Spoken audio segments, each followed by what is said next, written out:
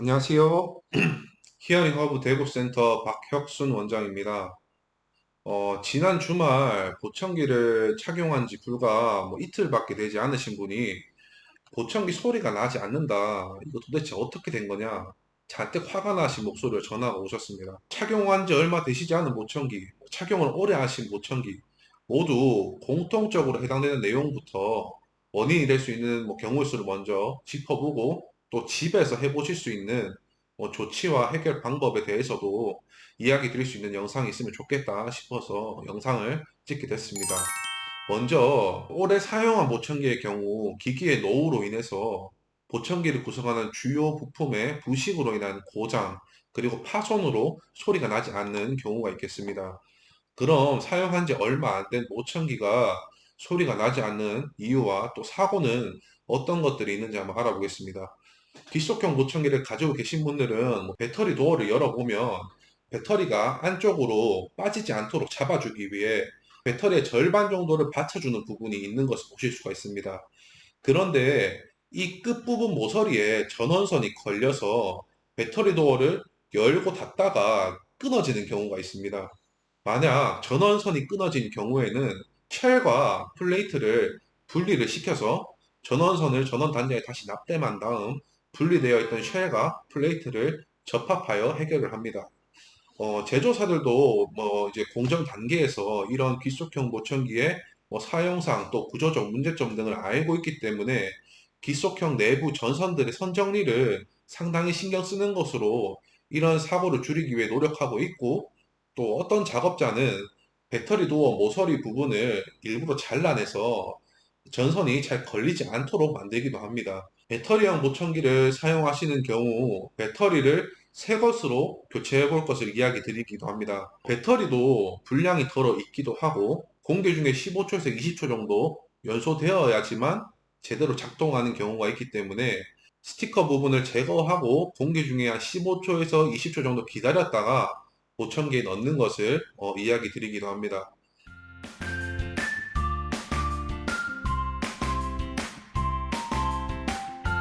먼저 소리가 나지 않으면 집에서 해보실 수 있는 첫 번째 방법, 배터리를 새 것으로 교체해 보는 것이 되겠습니다. 또는 충전식의 경우 충전을 한 30분 정도 다시 해보시는 것을 이야기 드립니다. 전력 공급이 잘 되는 곳에 충전기를 꽂아 놓고 30분 충전을 다시 해보세요. 만약 충전이 잘 안 되어 있다면 원래 꽂아 두시던 멀티탭 혹은 전기 코드에 꽂지 마시고 다른 장소에 꽂아 보는 것도 방법이 될 수 있습니다. 집에서 해보실 수 있는 두 번째 해결 방법, 리시버 청소입니다. 사실 리시버 청소는 집에서 혼자 하시기에는 완전 깨끗하게 하시는 게 애초에 불가능합니다.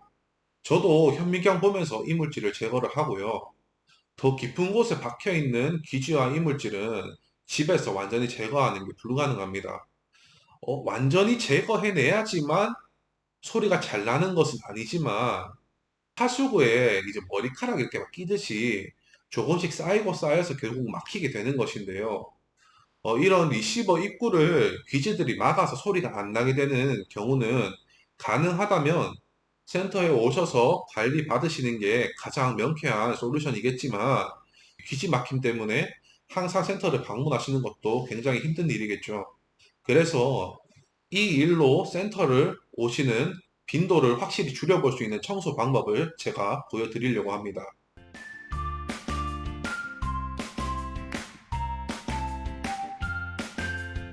구입 당시에 제조사들이 주는 이 솔 이거 버리십시오. 저도 이거 안 씁니다. 이게 살이 너무 얇아가지고 리시버 이 구멍에 맞추는 것도 힘듭니다. 집에서 사용하시던 이 닦으시던 칫솔 가지고 오세요. 안 부드러워도 됩니다. 부드러운 소리면 더 좋을 텐데 괜찮습니다. 청소 방법은 제가 보여드릴 텐데 그 전에 배터리 도어 있는 쪽에도 마이크가 있어서 청소를 하면 좋은데 여기는 건드리지 마세요. 마이크는 기판, 이 플레이트에 다이렉트로 붙어져 있는 부품이라서 청소하시다가 마이크 부품 자체가 망가질 수도 있습니다. 리시버는 이 상태로는 안 보이지만 튜브로 연장시켜서 쉘 끝에 달아 놓은 거기 때문에 조금 잘못된 청소 방법이 적용됐더라도 부품 자체가 망가지는 그런 불상사는 잘 일어나지 않습니다.